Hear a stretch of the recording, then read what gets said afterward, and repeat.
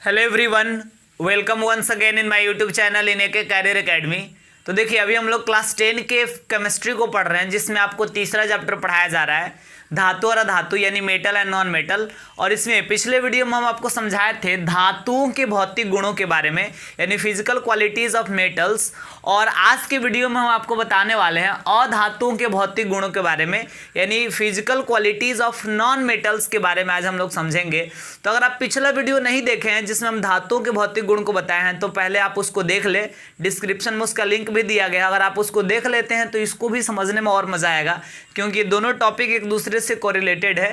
तो आइए आज हम लोग पढ़ते हैं अधातुओं के भौतिक गुणों को। तो इसमें बहुत सारे पॉइंट्स को समझना है, लगभग 10 पॉइंट को जानेंगे, जिसमें सबसे पहले हम आपको बता दें, सबसे पहले जानना आपको इलेक्ट्रॉनिक विन्यास।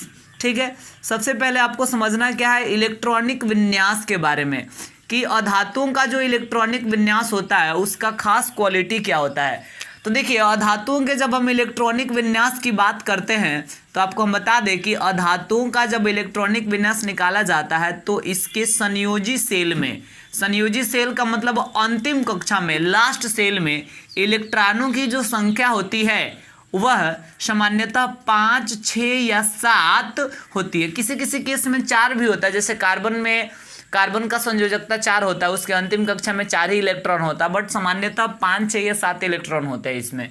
ठीक है, आपको हम एग्जांपल्स देते हैं इसका कुछ। जैसे मान लीजिए कि हम बात करते हैं फास्फोरस का, हम बात करते हैं सल्फर का, हम बात करते हैं क्लोरीन का। तो फास्फोरस का परमाणु संख्या 15, सल्फर का 16 और क्लोरीन का 17 होता है।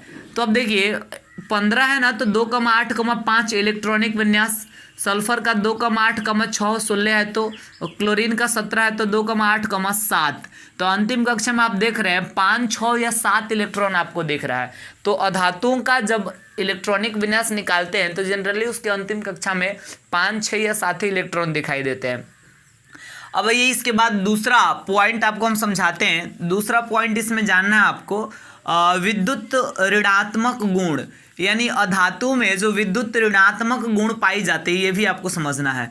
अधातुएं विद्युत ऋणात्मक होती है, यानी विद्युत ऋणात्मकता का गुण इसमें पाया जाता है। इसका मतलब क्या है? तो देखिए, जब हम बात करते हैं अधातु का, तो अधातु के जो परमाणु होते हैं ना, समझिएगा ध्यान से, अधातु के जो परमाणु होते हैं वह इलेक्ट्रॉन ग्रहण करके, यानी जो भी इलेक्ट्रॉन होते हैं उसको ग्रहण करते हैं। इलेक्ट्रॉन ग्रहण करके और अपना अष्टक पूरा करने की प्रवृत्ति रखते हैं। इलेक्ट्रॉन ग्रहण कर लेंगे, उसके बाद अपना अष्टक पूरा करेंगे, अपना अष्टक पूरा करने की प्रवृत्ति रखते हैं। और हमें पता है कि जब कोई परमाणु इलेक्ट्रॉन ग्रहण करता है तब वह ऋणाविष्ट हो जाता है। तो चूंकि इलेक्ट्रॉन ग्रहण करके अपना अष्टक पूरा करता है, इसलिए वो क्या हो जाता है, ऋणाविष्ट हो जाता है। और ऋणाविष्ट होने के कारण जो है उसमें अधातु में विद्युत ऋणात्मक गुण पाया जाता है।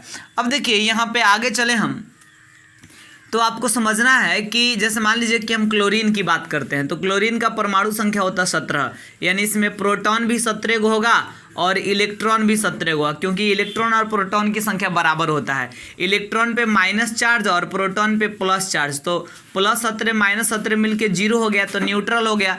लेकिन यहीं अगर मान लीजिए कि हम यहाँ आपको बता दें कि क्लोरीन के इलेक्ट्रॉनिक विन्यास में आप देख रहे हैं लास्ट में 7 गो इलेक्ट्रॉन है, तो ये अष्टक पूरा करने के लिए इसको 1 इलेक्ट्रॉन की आवश्यकता है, तो 1 इलेक्ट्रॉन ये ग्रहण करेगा।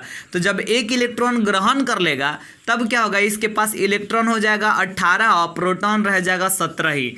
तो अब बताइए -18 और +17, तो -1 तो रह ही गया ना, यानी इसलिए इस पे ऋण आवेश बच जाता है।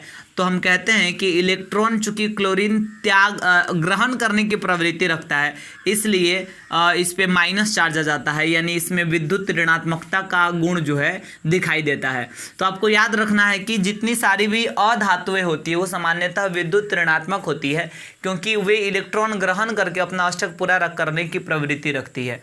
ठीक है, तो ये दूसरा पॉइंट हो गया। अब आइए इसके बाद आपको तीसरा पॉइंट हम समझाते हैं। तीसरा पॉइंट में जानना है भंगुरता के बारे में। क्या भंगुरता, इसका मतलब क्या होता है? तो समझिए, अधातुओं की अगर हम बात करेंगे, हम यहाँ पे चर्चा कर रहे हैं अधातुओं के बारे में, तो अधातुएं जो होती है ये अघात वर्धनीय भी नहीं होती है, अघात वर्धनीय भी नहीं होती है, साथ ही साथ तन्य भी नहीं होती है, जिसके कारण इसको भंगूर माना जाता है, यानी ये भंगूर होती है। आघात वर्धनीय का मतलब होता है कि जिसको हथौड़े से पीट कर चादर के रूप में फैलाया जा सके। ऐसा भी नहीं होता है अधातुओं के साथ। अब देखिए, अधातुएं जनरली ठोस, द्रव और गैस तीनों अवस्थाओं में पाई जाती है। तो जो द्रव अवस्था की अधातु होगा, जो गैस अवस्था की अधातु होगा, उसको तो हथौड़ी से पीटने की सवाल ही नहीं उत्पन्न होगा।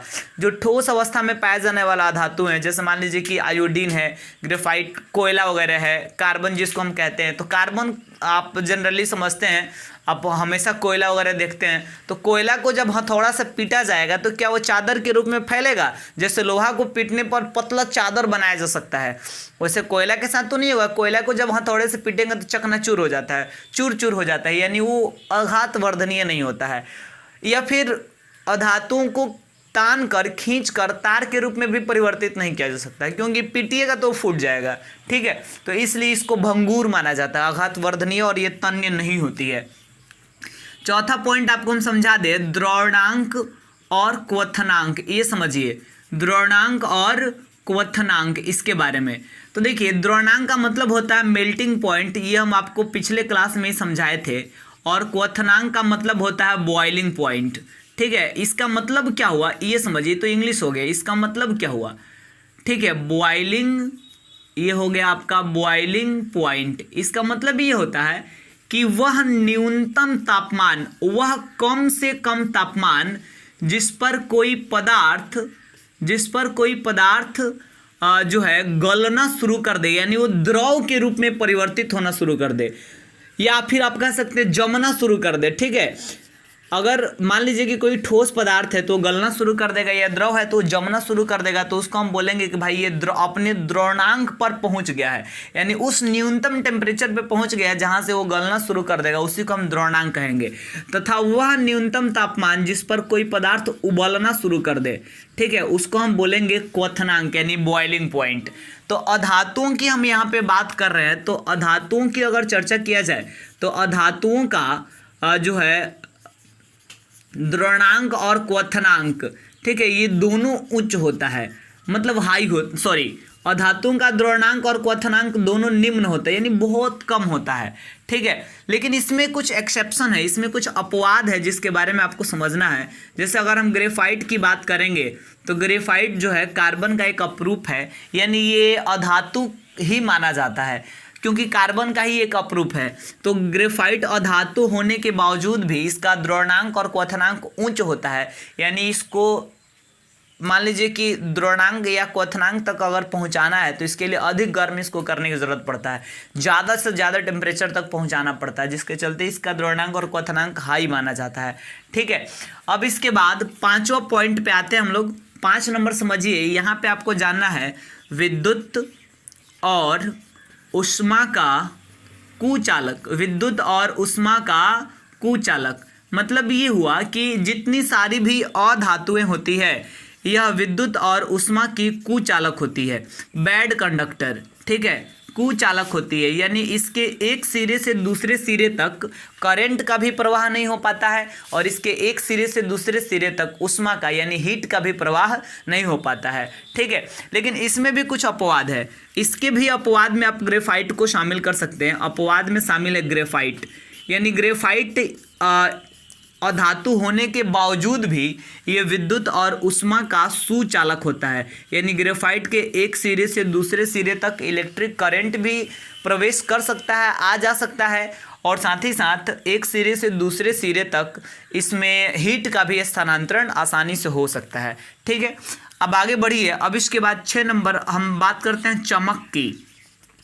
तो देखिए, जनरली ऐसा माना जाता है कि अधातुएं चमकीली नहीं होती है, यानी अधातुएं जो होती है उसमें चमक, कोई विशेष प्रकार का चमक जो है नहीं पाया जाता, ये चमकीली होती ही नहीं, जनरली ऐसा माना जाता है। लेकिन इसमें भी कुछ अपवाद है जो आपको ध्यान में रखना है। अपवाद की बात करें तो आपको पता ही है, हीरा जो दुनिया का सबसे कठोर पदार्थ है, हीरा ये दुनिया का सबसे चमकीला पदार्थ है। कार्बन का ही चूंकि ये अपरूप है इसलिए इसको अधातु ही माना जाता है, लेकिन अधातु होने के बावजूद भी ये दुनिया का सबसे चमकीला पदार्थ है। हालांकि अधातु चमकीली नहीं होती है।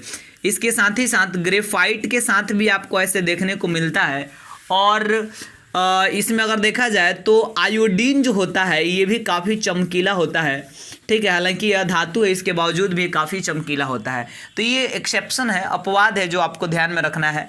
अब आइए इसके बाद 7 नंबर हम बात करते हैं भौतिक अवस्था के बारे में। 7वां हम देखेंगे भौतिक अवस्था, ये कैसे क्या होता है भाई, ठीक है। अधातुओं की जो भौतिक अवस्था की जब हम बात करते हैं तो इसमें हम आपको बता दें कि जितनी सारी भी अधातुएँ हैं, अधातुएँ तो तीनों अवस्था में पाई जाती है, यानी ठोस अवस्था में भी, द्रव अवस्था में भी और गैसीय अवस्था में भी। ठोस अवस्था में पाई जाने वाली अधातुओं में अगर आपको हम एग्जाम्पल दें तो कार्बन हुआ, आयोडीन हुआ, वही फास्फोरस को भी आप इसमें शामिल कर सकते हैं, ठीक है। फास्फोरस हुआ, तो ये सारे ऐसे एग्जाम्पल्स हैं जो अधातु है लेकिन ये ठोस पदार्थ के रूप में पाया जाता है। और द्रव अवस्था में पाया जाने वाला एकमात्र अधातु ब्रोमीन होता है, यानी ब्रोमीन एकमात्र ऐसा अधातु है जो द्रव की अवस्था में पाया जाता है। गैसीय अवस्था में तो पाया जाने वाला जैसे मान लीजिए हाइड्रोजन हो गया, ऑक्सीजन हो गया, नाइट्रोजन हो गया, क्लोरीन हो गया, ये सारे ऐसे गैसेज है जो अधातु होता है, यानी ये अधातु गैसीय रूप में पाया जाता है। मेरे कहने का मतलब कि अधातु तीनों अवस्थाओं में उपलब्ध होती है, ठीक है। बट इसमें स्पेशली ये आपको याद रखना है, ब्रोमीन वाला एग्जाम्पल, ये एकमात्र ऐसा अधातु है जो द्रव अवस्था में पाया जाता है। अब 8वां पॉइंट आपको हम समझा दें, 8 नंबर पर थोड़ा गौर कीजिएगा। 8 नंबर यहाँ पे आपको जानना है कठोरता के बारे में, ठीक है। यानी धातुओं में अधातुओं में कठोरता का गुण पाया जाता है कि नहीं। तो आपको हम बता दें अधातुएं जो होती है ये सामान्यतः मुलायम होती है, यानी इसमें कठोरता का गुण जो है नहीं पाया जाता। लेकिन इसमें भी एक्सेप्शन आप देख सकते हैं, इसमें भी आप अपवाद देख सकते हैं, जैसे हीरा हुआ, ठीक है, ग्रेफाइट हुआ, या आप आयोडीन की ही बात कर लें। तो ये सारे ऐसे पदार्थ हैं जो काफ़ी कठोर होते हैं। हीरा तो दुनिया का सबसे कठोर पदार्थ है, ठीक है। हालांकि ये कार्बन का अपरूप है जिसके चलते इसको हम अधातु मान रहे हैं, लेकिन अधातु होने के बावजूद भी ये दुनिया का सबसे कठोर पदार्थ है। और अधातु तो कठोर होती ही नहीं है, तो इसलिए इसको अपवाद में शामिल किया गया है। अब इसके बाद 9 नंबर पॉइंट आपको हम बता दें। 9वां नंबर में आपको समझना ध्वनि, यानी अधातुओं को जब हम पीटेंगे ना, अधातुओं को पीटने पर कोई विशेष ध्वनि उत्पन्न नहीं होती है। अधातुओं को पीटने पर कोई विशेष ध्वनि उत्पन्न नहीं होती है, ठीक है। कोई विशेष ध्वनि उत्पन्न नहीं होती है, ठीक है। ये चीज़ आपको ध्यान में रखना है, कोई भी विशेष प्रकार का साउंड जो है इसे क्रिएट नहीं होता है। अब जैसे धातुओं को पीटने पर टन टन या झन झन की आवाज़ सुनाई पड़ती है, जिसको हम धात्विक ध्वनि के नाम से जानते हैं, लेकिन अधातुओं को पीटने पर ऐसी कोई ध्वनि उत्पन्न नहीं होती है। अब लास्ट पॉइंट समझिए 10 नंबर, इसमें जानना आपको घनत्व के बारे में, यानी डेंसिटी के बारे में। ये क्या है भाई, तो देखिए अधातुओं के घनत्व की अगर बात किया जाए तो अधातुओं का जो घनत्व होता है वह काफ़ी निम्न होता है, यानी बहुत लो होता है इसका डेंसिटी। यानी इसमें अधातु जिस छोटे छोटे कणों से मिलकर बना होता है, वो कण जो होते हैं एक दूसरे से ज़्यादा दूरी पर होते हैं, यानी उसका वो कम घने होते हैं। इसमें भी कुछ अपवाद की हम चर्चा करते हैं, तो आपको हम बता दें कि हीरा जो है आपको पता है कि दुनिया में सबसे ज़्यादा घना, यानी इसका घनत्व जो इसका डेंसिटी सबसे अधिक होता है। ऐसा कोई पदार्थ नहीं है जिसका घनत्व हीरा से भी ज़्यादा हो, यानी हीरा का घनत्व सबसे अधिक होता है। यहाँ पे तो बताया कि धातुओं का घनत्व कम होता है, लेकिन हीरा अधातु होने के बावजूद भी इसका घनत्व सबसे ज़्यादा होता है, तो इसलिए इसको अपवाद में हम शामिल करेंगे। वैसे ग्रेफाइट का भी घनत्व कम नहीं होता, इसका भी घनत्व काफ़ी अधिक होता है, तो इसको भी हम अपवाद में शामिल कर सकते हैं। तो इस प्रकार अधातुओं के ये 10 भौतिक गुणों के बारे में बताएं। तो आज के वीडियो में हम इतना ही रहने देंगे, और अगले वीडियो में हम आपको समझाने वाले हैं भौतिक गुणों के आधार पर धातु और अधातुओं में क्या अंतर है।